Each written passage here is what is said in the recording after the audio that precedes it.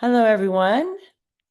We're delighted that you have come and joined us today on the Great Books session. And we have Paolo Morley-Fletcher here with us again today. If you were here last month, you heard his fantastic presentation, which he will continue again today.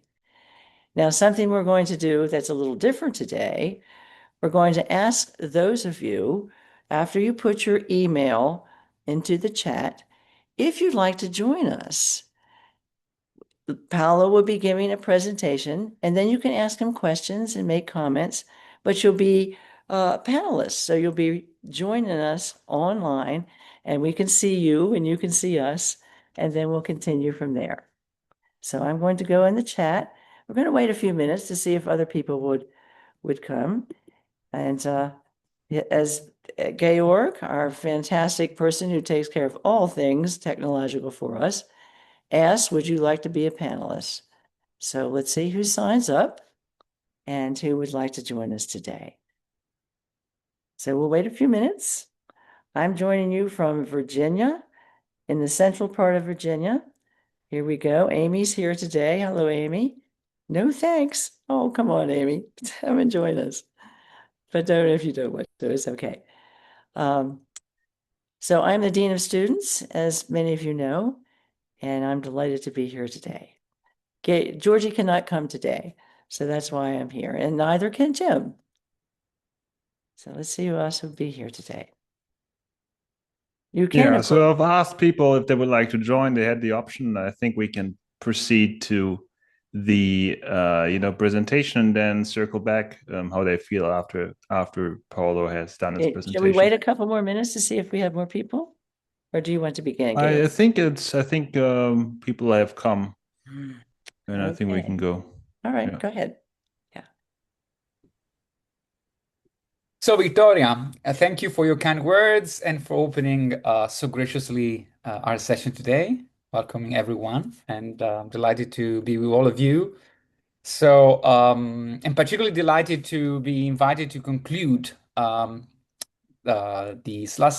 this year Great Books cycle, offering a second part of a lecture we started last month on this extraordinary book from Chögyam Trungpa Rinpoche.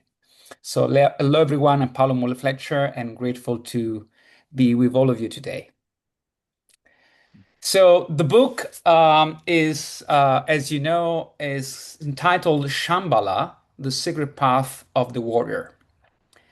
And last time we looked at the etymology, the legend, and the prophecy of Shambhala as the symbol of an elevated wisdom society capable of transmuting war into peace, as the key shift for humanity to survive and evolve.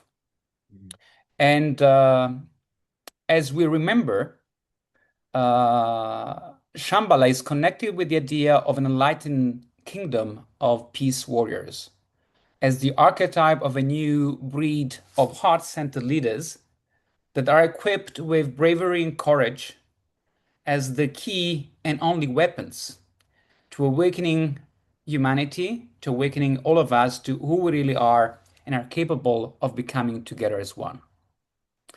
And the book has plenty of teachings and practices on what it means to be a warrior in these times, a peace warrior. And we've already explored a few teachings last time. And today we'll be going and focusing on what it means to be a warrior in a sacred world.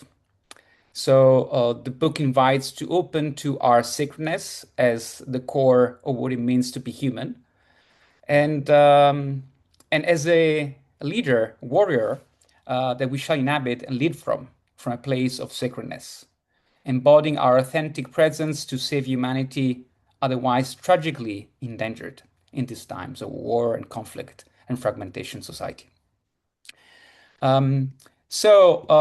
Last time we started off the lecture with the image of a mirror that could reflect the possibility of an enlightened society. And a mirror also as an invitation to look at oneself as the ultimate agent of change and leader of our life, as each and every one of us are leader of our life, and to look deep within into our mirror and the person into the mirror to find wisdom as the ultimate guide and inner compass to bring change in society. So today we go back to that mirror image and practice that opens the book to access the teaching of what appears to be a secular discipline available across religions, beliefs, and cultures, and accessible to all human beings, according to the author. And it is a constant reminder of the existence of a primordial wisdom within us, and that any change we wish to see starts with me and you.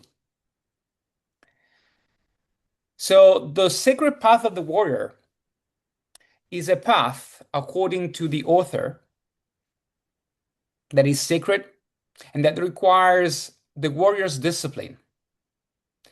The discipline to rediscover and embody magic, embrace order, and develop authentic presence to embody wisdom. And the author starts very practically, emphasizing the importance of integrating teachings and ideas to avoid the gap between vision and reality. So Trungpa invites us again to start with looking at our own self, at our own immediate domestic world. And looking in the mirror, looking to the essence and majesty of who we are and to where we belong. And he places particular emphasis in taking pride in our family heritage, reconnecting with our own roots and wisdom in our own family culture, in our own family legacy, to honor where we come from and what we accomplish as humanity, from developing tools, knives, bows, arrows, to building cathedrals that celebrate our innate wisdom throughout history to our present times.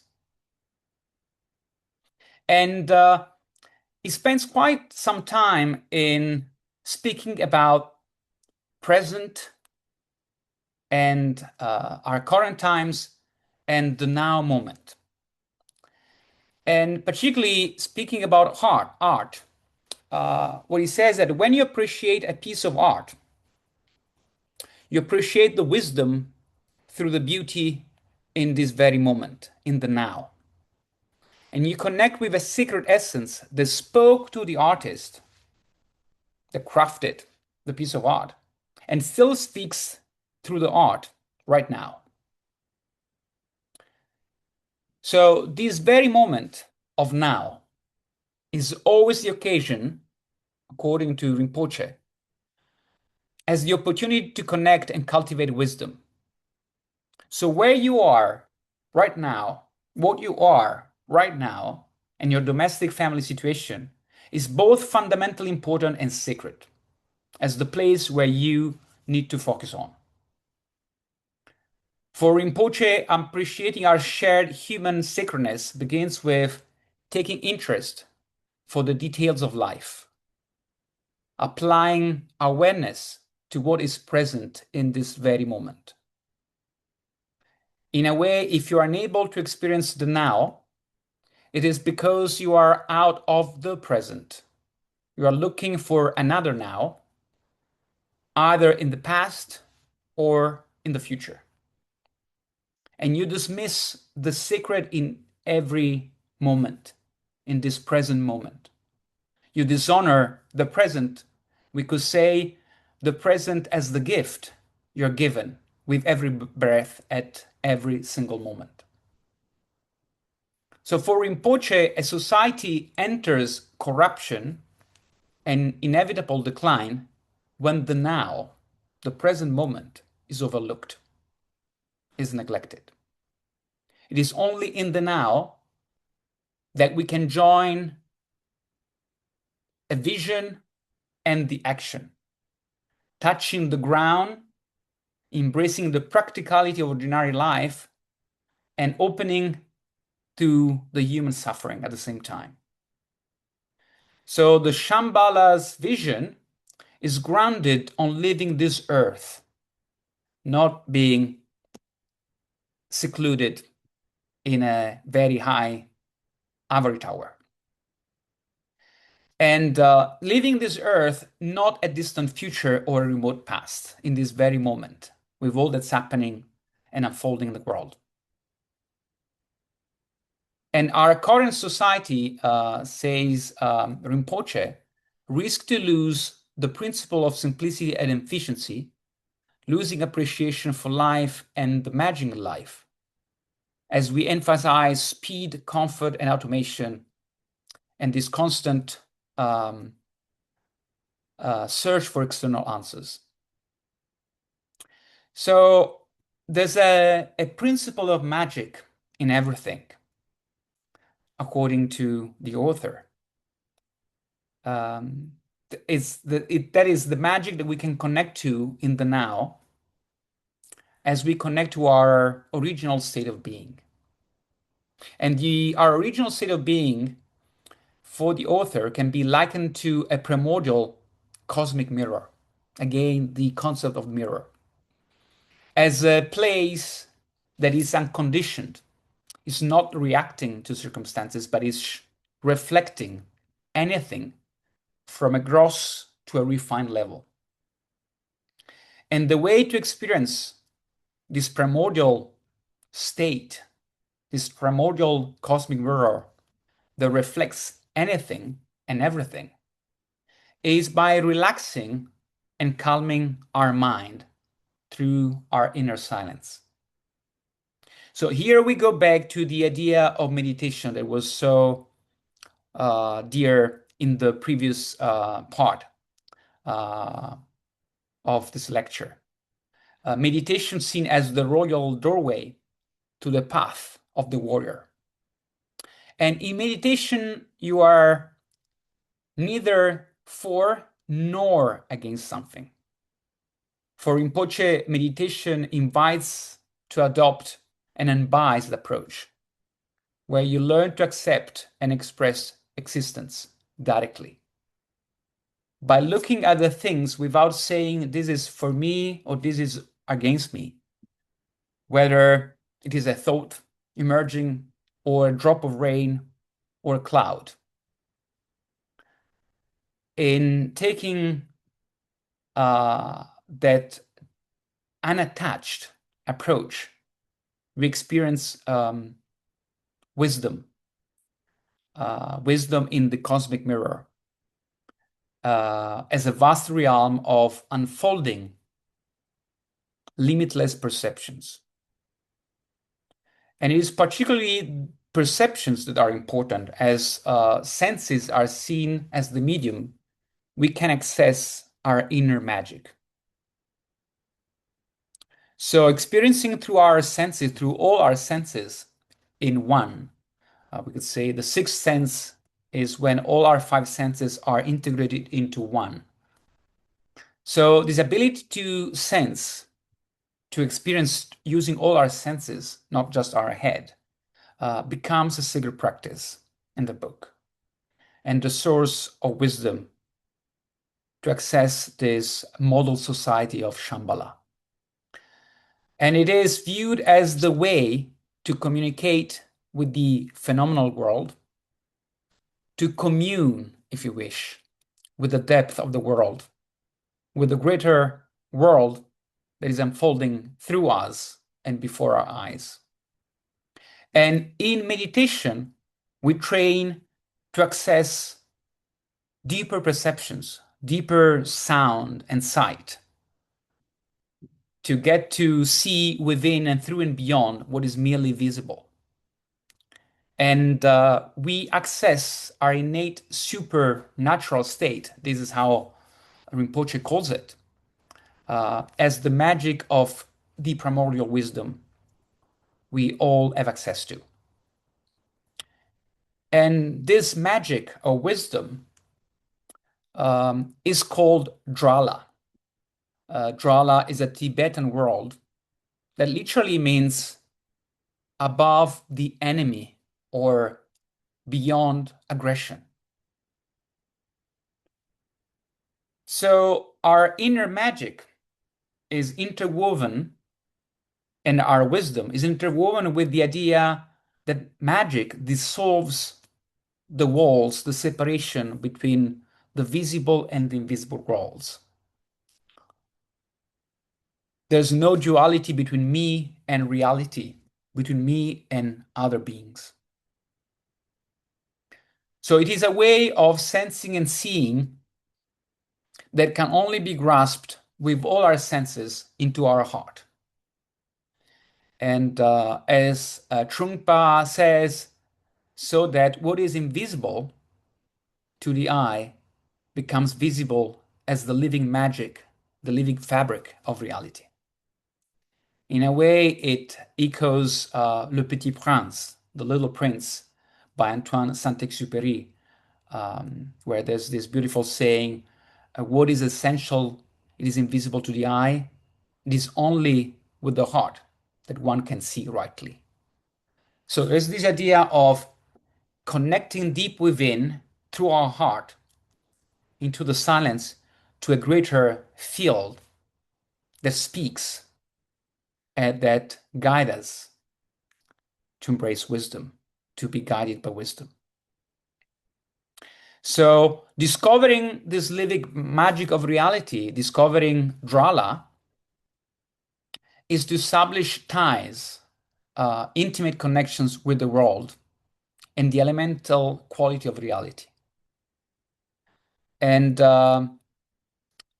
he says that as humans, we all have that possibility of discovering our inner magic. And he goes on to explain 3 ways of invoking magic, for invoking magic. So magic is something you cannot own, as wisdom is not something you can own, but is always available, even if it doesn't belong to anyone. So no one can possess magic or can possess wisdom, but it's all around, if only we dare to see with and through our heart. And the way to access it is by creating openness, by embracing bravery and courage to be a warrior, a courageous warrior. So there are 3 ways of invoking Drala, of invoking this magic or wisdom. One way, he calls the external Drala. Another way is the internal Drala. And the third one is the secret Drala. So the external Drala has to do with space. It's about organizing your environment that you live so it becomes a sacred space for life, integrating harmony and concern for others, in a way watering the soil so that plants in your life can grow, so that wisdom can be lived, that can be cultivated. It's fascinating that the author here refers to the Cathedral of Chartres, that is very dear to us, as a monumental manifestation of external Drala, as that huge effort of involving so many wise people from all over the world to create a space that is built to evoke and wisdom that harmonize the space in a way that creates magic and this external Drala in the space, in our inner space and outer space. Internal Drala, as opposed to external Drala, it's something that is, according to the author, connected with our body. as our ability to synchronize and harmonize our body with the phenomenal world. I'd like to say that is about integrating the head, the heart, and the ends so that we can remove the conflict, the friction between these three intelligences, and they can work as one intelligence unit rather than pulling us in different directions in the way we think, in the way we sense and feel, in the way we act into the world. And this ability of synchronizing and harmonizing our body with the phenomenal world for Rinpoche is a quality that becomes visible and lived with every single gesture. In the way we drink a glass of water, he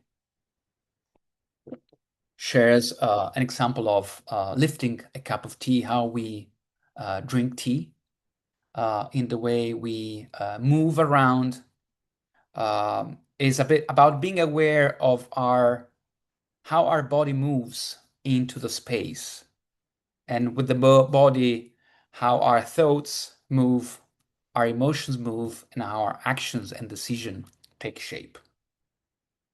Also, the way we dress, the way we eat, the way we use our mouth. It has to come with discipline and dignity. And then there's the third way of invoking Drala that he calls it the secret Drala. That is basically a combination of 1 and 2 of the external Drala and internal Drala, and experiencing the oneness of our outer space and our inner space, and being completely in the present. So as we are in the present, aware and actor of harmonizing our external environment, and at the same time aligning our whole mind-body system, we get to create magic within and around us. And when we invoke the Drala, we experience what the author calls basic goodness in yourself, in others, and the world. And we get to see the sacredness in everyone and everything, that primordial wisdom that is reflected throughout phenomena. And as we get to experience that sacred goodness, we realize that it comes with a sense of respect for a natural cosmic order. He calls it a cosmic hierarchy that allows to orientate and position yourself in your reality. And this hierarchy, we could call it this logos underneath the field of consciousness, underneath our reality.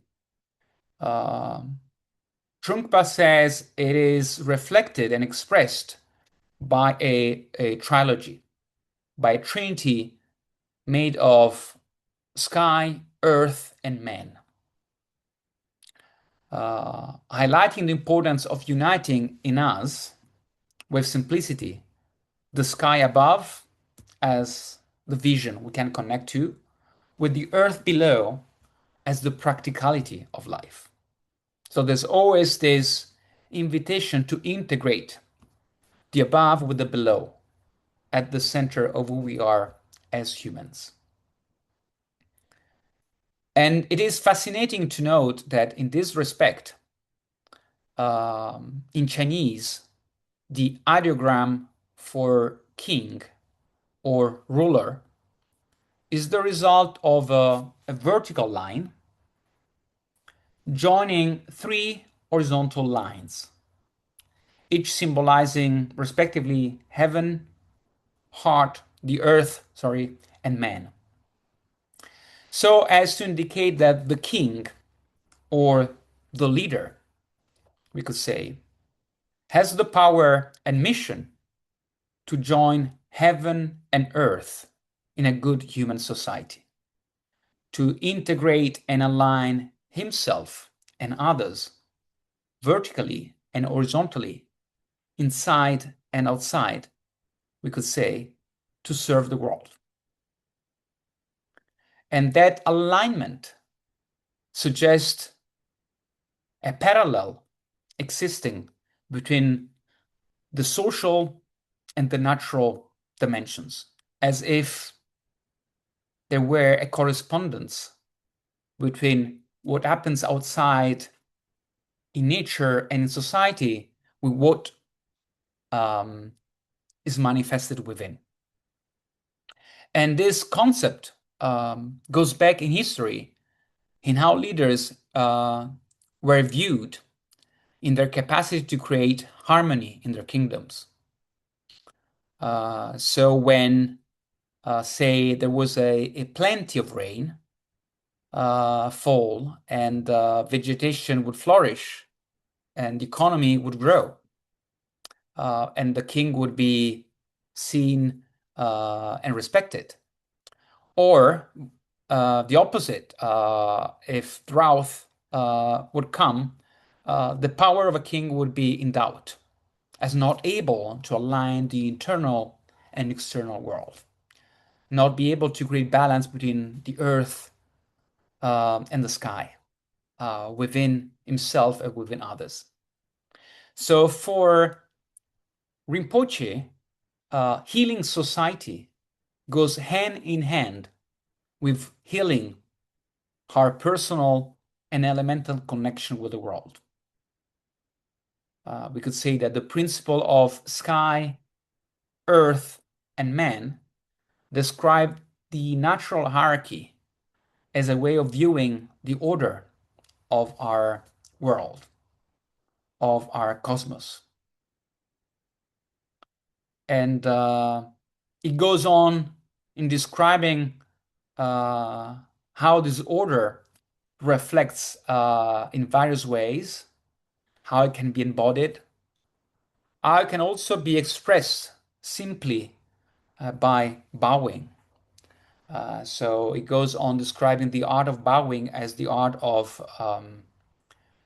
connecting the head, our torso, and the hands in a gesture that is synchronized as to synchronize the sky or the divinity or God with society and with our ability to show respect. And that is a beautiful description that gives a total new meaning to how we can show respect and bow to the beauty and the sacredness of whom we have in front of us. As you probably know, in Sanskrit, there's this beautiful word, namaste, which means I bow to the sacred within you, to the divine within you. So it's somehow speaks to the same concept. Now, speaking about leading and ruling, we come to the idea of a ruler as a leader and as what he calls the universal monarch. We get to be, each and every one of us, as the leader of our own life, as the monarch of our own life, as we embody and radiate our presence in the world. And here it is a very subtle aspect, because what he says is that while we experience the mundane life, ordinary life as it is, we get to have glimpses of a permanent invisible world. And a leader, as a warrior, is someone who's not afraid of such a space, of entering this invisible, subtle imaginal world. Whereas a coward is someone who's afraid of his own silence, is afraid of the void, is afraid of silence as he cannot hear anything, and is afraid to be vulnerable. In the contrary, the universal monarch is someone who's very raw and sensitive, and who is willing to open his heart to others in order to promote human welfare. And the way to rule your world is to expose your heart. We go back to this idea of courage. I think we mentioned last time as courage, as to act with your heart, as to show your heart. In a way to be vulnerable and finding strength in showing, expressing your vulnerability. So, in the words of the author, the power of a monarch comes from being soft, from opening fully, as there's nothing you need to hide. And your experience is naked and direct. And that naked experience is where you get to be fully present and radiate your authentic presence. And in Chinese, Huan Tang, that is a word used for presence, literally translate as our own field of power. So our presence is what conveys our power, our strength, that is capable of creating impact, ripple effects. And we can make a distinction between outer and inner presence. But ultimately, the outer presence reflects the inner quality of your presence. And your inner quality of your presence is ultimately connected to your ability to access wisdom and to operate from a place of egolessness. So not from your ego, beyond your ego. And being able to see beyond and regard other people as yourself. To be able to see the thread that unites us all. So this inner presence that create our way of having impact in the world conveys a overwhelming genuineness that radiates a sense of command, according to the author, and an uplifting quality to those around you. And it is not something that you get to embody immediately, but it's a gradual process of letting go of the fixation of the ego and the mind, to be able to be fully you and the whole you, not just your head or not just your ego. In a way, sustaining authentic presence is a process the author calls it the warrior's path, that is composed of four dignities, as he calls it, four qualities that dignify you as a warrior. And very briefly, these dignities have to do with your ability to be humble, to be simple, that allows you to convey with vision or wisdom, we could say, as the ability to see, and confidence.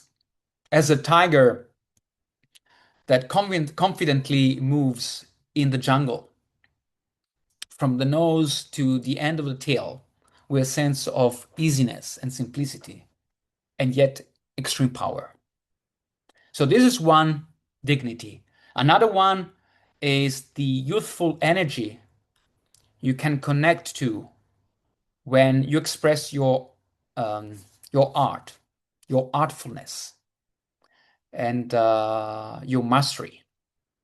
And here it makes the parallel with a lion that masterfully rules this jungle. And then there's a third dignity or dignifying quality that has to do with our braveness, our ability to dare, to overcome both fear and hope with such a confidence that is not only about hoping, but actually is about being extremely confident that whatever you do will result into something that is what is needed. And here it makes the connection with another animal, and here is the Garuda, which is the legendary Tibetan bird referred to as the king of the birds, that has this high view and able to see an entire world and actually also be able to focus on the micro level and fly down and noticing a little detail on the ground. And lastly, the fourth dignity is what he calls inscrutability, that comes from a sense of focusing on fulfillment and giving rather than taking. So fulfillment in the sense of serving a greater purpose and doing it in a way that it is not about you showing off or taking pride for what you've done, but actually enjoying giving and helping others. So as you can see, this ability to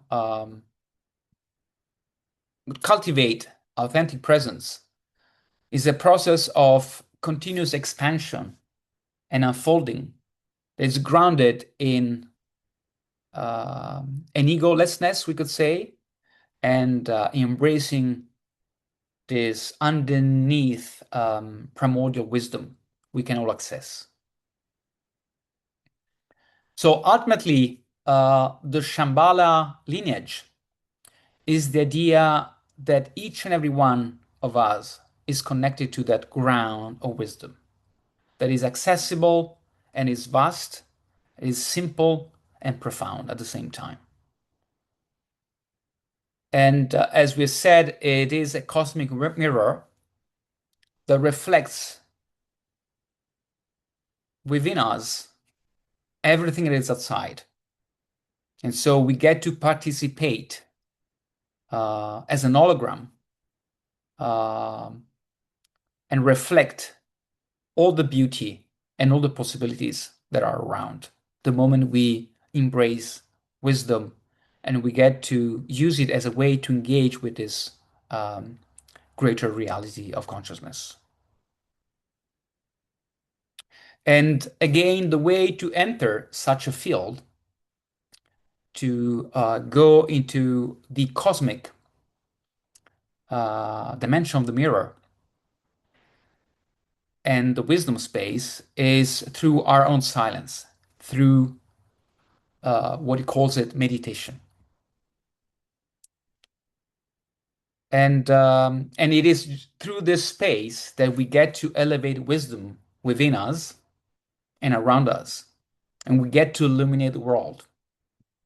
We get to access a deeper perception that goes beyond duality and conflict.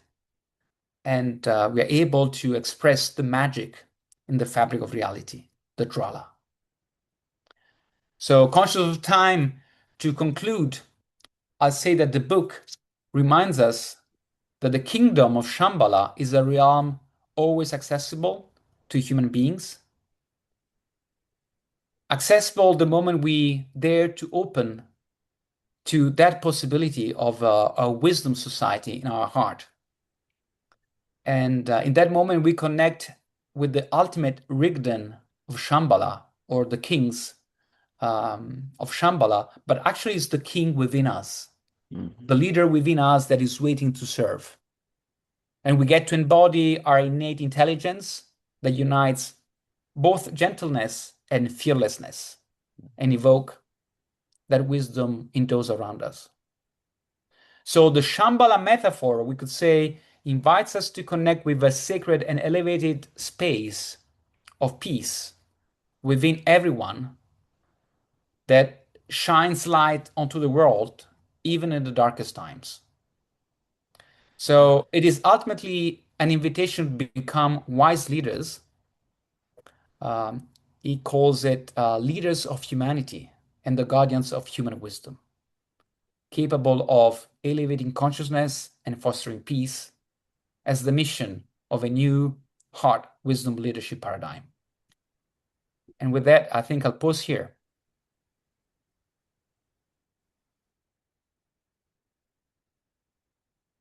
I am blown away, Paolo. That was magnificent. Absolutely magnificent. And such a book. It is truly one of the most wonderful books in the world, is it not? Well, It, it is one of my favorite books for sure. Yes. and so you have been reading this book for some time. I've not known about this book, Mm. and I'm thrilled to be, because it just describes all those wonderful things, humble and simple, and yet you have this connection with wisdom and vision and the silence and meditating and sharing with the world what you have gained through the courage of becoming your higher self. I'm delighted that you gave this to us. It's and it will be recorded, and so many people will be able to see this over time. I'm going to go into the chat and see who is here. Amy, would you like to say something to Paolo? Yes, so I would encourage everybody who would like to make a comment to raise their hand using the button, and then we can promote you to panelist and you can join the conversation. Don't be shy. Many familiar students here. Oh, there's Olivia. There's Let's Olivia. promote Olivia. Okay. Amy says she's not verbal today, but she really appreciated what you had to say. Olivia, what did you Olivia's share with joining right us? now. She's joining us now. Good, good. Thank Yes. you. Hi. That was beautiful and so much to contemplate there. This is kind of an odd question, but I've wondered about it before. The use of the word warrior in these spiritual traditions, it's so counterintuitive because it implies war, right? But I know obviously that's not what we're talking about. That's not at all what was been the content of this book. But I just wonder how you resolve that, how you think about that, the use of the word warrior in the context of, peacemaking and enlightenment. Mm. Well, thank you, Olivia. Yes, this is a very appropriate question, and thank you for raising it. So I'm not sure whether the word warrior is the translation in English. Definitely, Rinpoche recognized what we would say warriorship as the ability that was expressed in the North American Indian tradition, the Japanese samurai, and also King Arthur and his knights. So I would say that in ancient times, for me, was the idea of a knight that courageously would travel across remote lands to protect others, but also to help them to connect them with a deeper source of wisdom. And in those ancient times, you would probably travel equipped with a sword, maybe, and so you'll be classified as warrior. But I agree with you. It wants to convey the opposite message. That's why I call it a peace warrior, because the idea is, as if you listen to the first session, we tapped into the idea that these Rignan kings of the Shambhala traditions were actually kings who have developed the Buddha teachings and in a way that would have, through meditation, reached a stage where they were able to transmute fear into love an aggression into peace. So the only tools, or we could say weapons, they were equipped with were insight and compassion, love and wisdom. So as a way, they would radiate in their gestures, in their presence, but absolutely there was no violence was needed. And so the book actually wants to invite that capacity we have to go beyond this old pattern of war that is so anachronistic, and yet we're still clinging to it. Not sure whether I've answered your question, but thank you for raising it. Very important. Thank you. And Julie, or would you like to come on and speak to what you had mentioned? And Janice, you're here. You can come and speak with us, please. And we'd like to see you as well, if possible. Yes, please raise your hand. Yes, raise your hand. Oh, it's Janice. Promoting Janice.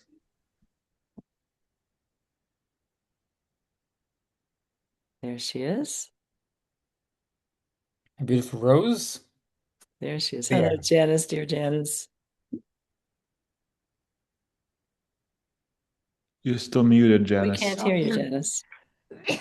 Thank you very much for introducing this book to us. I did not know about this book either. And it's a beautiful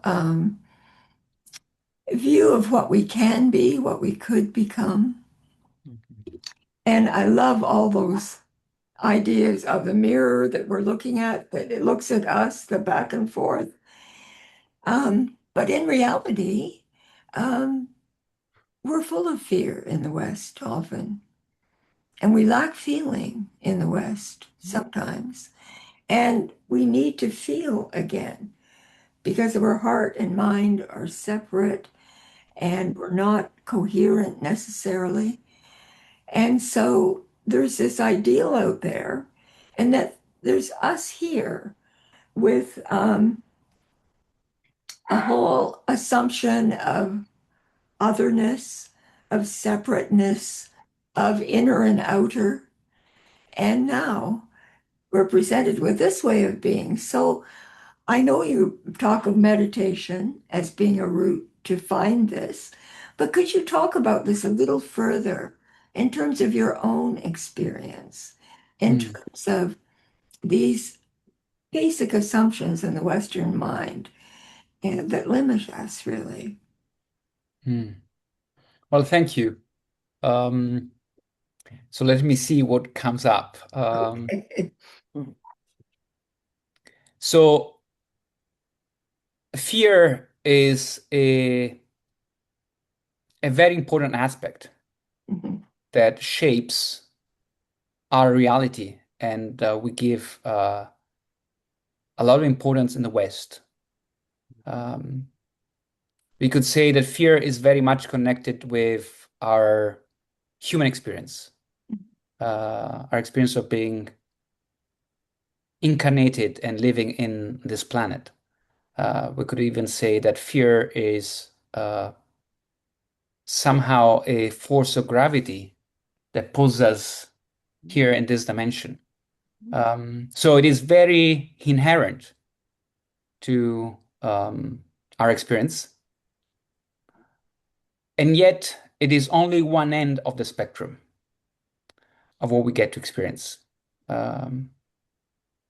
In other occasions, I've spoken about consciousness as being the full spectrum of our life that can be divided between one pole and the other. And one pole of consciousness, we could see it as fear, and the other pole as love. And fear as the absence of love. So when we focus too much on fear, we prevent ourselves from seeing the full potential of what it can be. We also limit ourselves from really inhabiting our space and embodying, we could say, love as the ultimate expression of consciousness or peace. And there's a beautiful saying in not saying this beautiful word in Sanskrit that fear oftentimes is associated with avidya.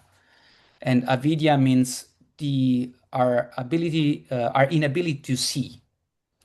And so that creates ignorance. So when there's fear, there's ignorance.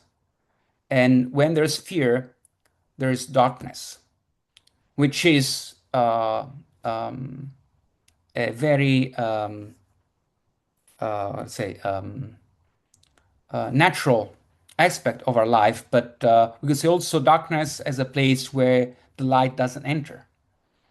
And so, how do we create a shift inside us where we can transmute fear? We can let the light come in, and dissolve the blackness, and allows us to see so that we can overcome ignorance and we can take better decisions.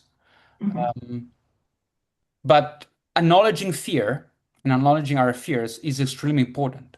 We cannot just jump onto the other pole without going through the journey of working through our shadows, through our fears. And somehow our presence and who we are is very much connected also with the shadows that we project ourselves. And so we fear itself. So again, not sure whether I'm answering precisely your question, but I sense that our ability to enter a state where we get to see without judgment, where we get to experience a larger reality, and meditation is one of the ways, where we also get to move beyond our own local fears or our own egoic expectations, is where we get to shine more light into our reality, our consciousness, and move from a place of lower energy, we'd say, of fear to higher state, where simply we get to have more awareness and we get to trust and embody the higher self. I get the full feeling that you've experienced that quite definitely in your interchange with this book throughout your life and your experience. So, in a sense, any of the traumas that we've had really can be addressed in this book. Is that what you're suggesting? Yeah. By being able to face fear, by being with rulers that can face fear and are fearless. Like there's that connection, would you say? Or would you say in your own experience that you've experienced the lifting away of fear and trauma as you've dwelt in the book? And am I interpreting this right or wrong? Well, all of the above, I'd say, to some extent. My journey is still long Yeah. in becoming and developing as a warrior. Yeah. But I'd say that at the moment, the world is so much fear-driven. Yes. And it's all the narrative is around amplifying that fear, that Yes. sense of terror. Yes. And somehow the new leaders, or according to the book, the warriors of Shambhala, should help us transmute those fears or be able not to operate from that place that take us into a reactive state, but actually to respond from a place that is much wider. We say from a place of love. That's so beautiful. A place of love, a place where they're brave. Rather than a warrior being brave is perhaps. But I love it. I shall stop there, but thank you so much. Thank you, Laura, Janice. are you here with us as well? I know you've raised your hand. I've Georg? asked her if she wants to be promoted. Let's see. Paolo, I'm going to have to leave at the top of the hour. I'm sorry Yes. for Well, me. thank you for being with us. Thank you Yeah. for showing bravery and courage. Well, thank you. Yeah, we need to do that. Thank you for doing the Thank same. you. All righty. Good. Bye-bye. Bye-bye, Bye, Janice. Janice. Bye-bye. Hello, Laura. Good to see you, my dear. You too, Victoria, and lovely presentation again, Paolo. So Lovely many. to see you in your car. Very brave. Where I am, can you see? Uh-huh. I'm at the Wow. ferry. Oh, okay, Gorgeous. okay. Yeah. Otherwise, yeah. Yeah, we're catching a ferry this morning. I'm going for a Uh-huh. couple of days. And congratulations on receiving your PhD, Paolo. Oh, thank you, Laura. Yes, Thank you yes. so much. It's so important, all the issues you bring up. And then the how to is kind of what Janice was, how to.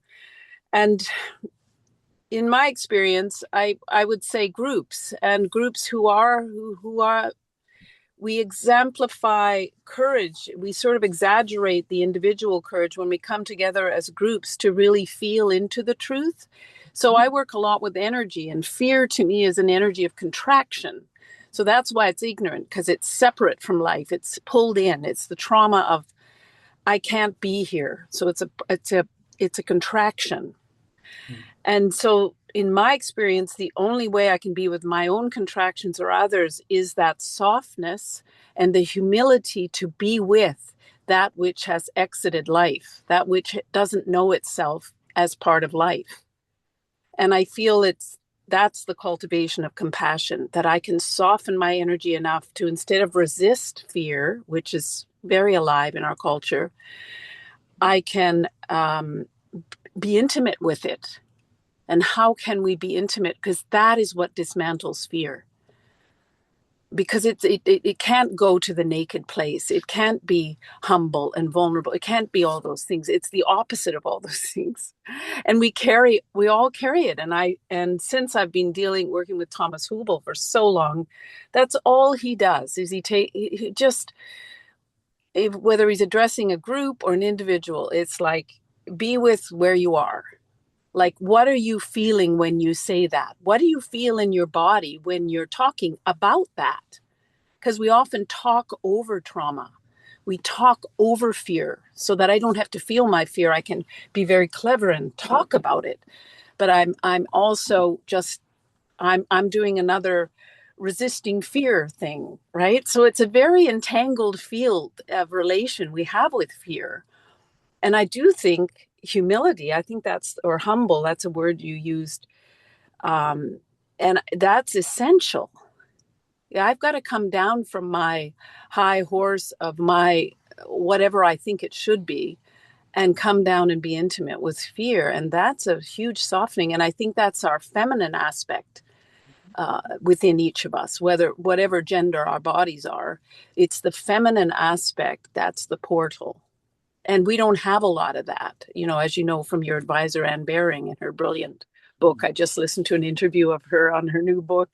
I just love her. Anyway, we've lost our contact with the feminine, and it's a big price we pay. Anyway, that's how Well, thank you, Laura. And I love how you express this being intimate with fear. I think that is, we tend to walk away from fear. We tend to basically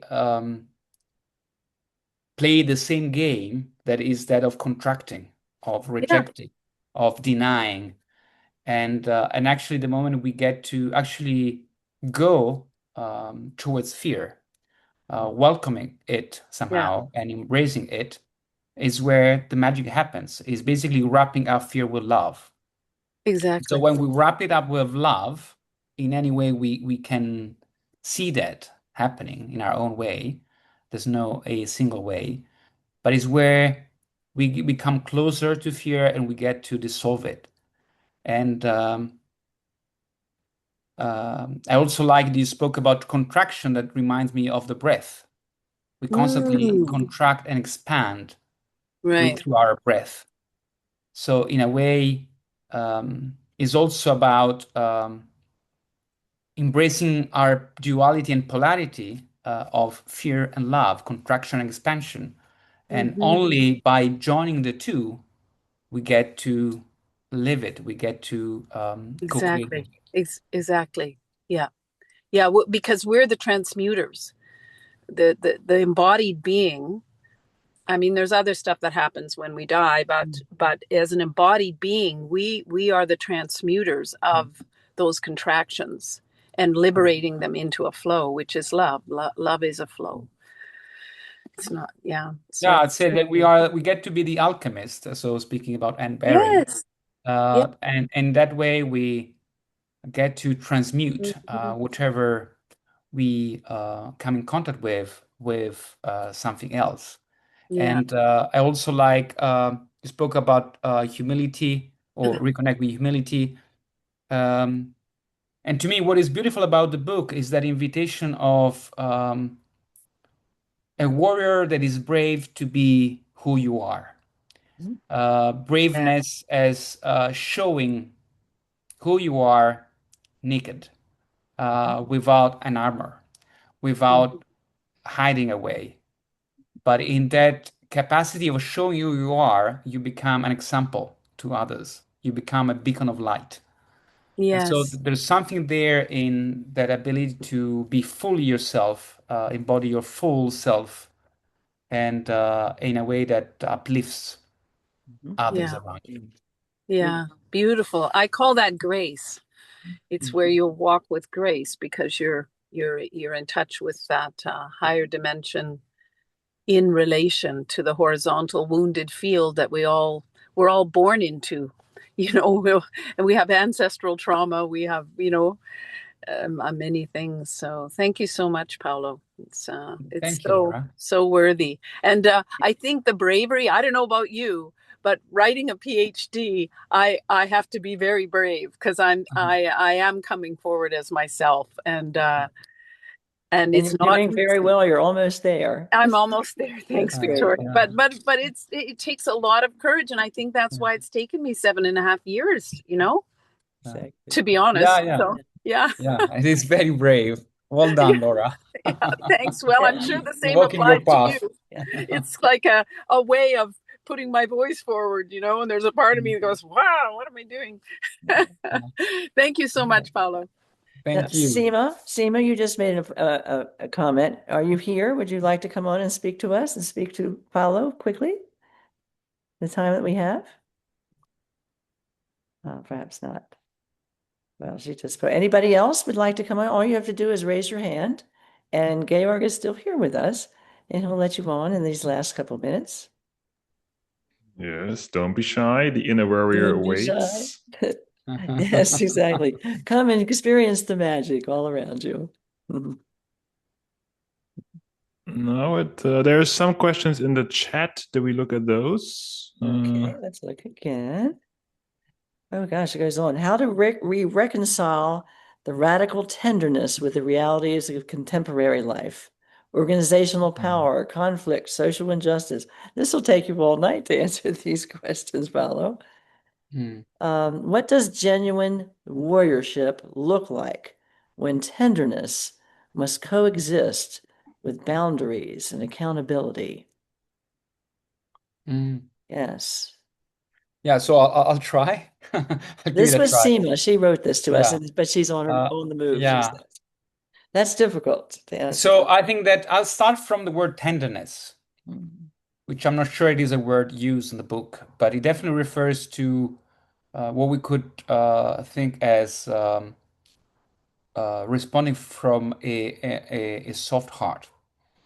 And I think that there's this saying that responding from a soft place, I don't remember the saying, but there's something around soft is harder.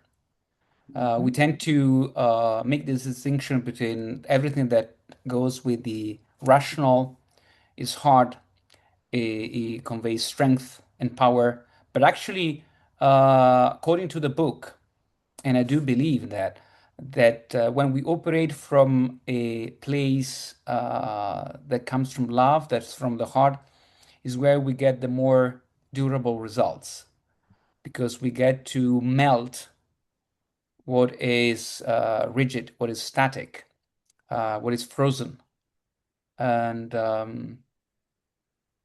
so let me look better at the question. But I think that the capacity indicated by the author with being a brave warrior that operates from the heart is that capacity that we have in our heart to hold complexities, to hold paradoxes, to not go immediately into the tendency of the rational mind, of the left brain, to classify and turn things in black and white, but actually to see all the shades of gray. And in that, there's also the capacity to hold boundaries and accountability, to identify what's needed from a place that sees the entire picture rather than just an angle. And surely where we are right now in the world, there's a desperate need for that, to unify rather than divide, to integrate rather than separate. And so in a way, going back to what Laura was saying, I believe that the new rulers or the new leaders in each and every one of us are those capable of healing the wounds, healing the fragmentation. Yes. Yes. Yeah, maybe Victoria, you want to add something here? I was just talking to, I was at a conference that the Gaia Education Program had, and they were talking to a man who was one of the very founders of Gaia and their programs, which is in 56 countries around the world. And he was talking about leaders, and he said, we need people who are servant leaders, who connect, obviously, with people and are a person themselves and not standing above other people, and yet connect with the magic of our surroundings and within ourselves. I just thought that was an interesting word. I just spoke with him yesterday, and so it was in my consciousness. Yeah. Beautiful. Yeah, I definitely resonate with this concept of servant leadership. It seems that service, being of service, is the ultimate Yes. state that we could achieve, and the biggest source of fulfillment. So when we get to realize that we're here to serve others, to serve just in the way we can contribute in creating a better world, in making a difference, how big or small it can be in improving the current situations. But of course, it's not a way we are programmed for. The mainstream education tends to put us in a box and tends to separate us rather than allowing us to see as one. Beautiful. Well, Paolo, it's getting a little late, I suppose, but we're so delighted to have you with us. And I hope that you'll continue to be a teacher of your work, maybe this book or maybe all those qualities that you speak about, because you certainly embody them, I think. Thank you so much. Well, you are too kind. And well, I've enjoyed very much having this opportunity to be with you, Victoria, and all the others, and to share the qualities of this book. As I said, for me, it was quite a magical encounter as I found this book after a long solo trekking journey in the Himalaya region. And every time I pick the book and just read a few pages, it connects with something that really speaks, and that it is so vibrantly present in what the world needs right now.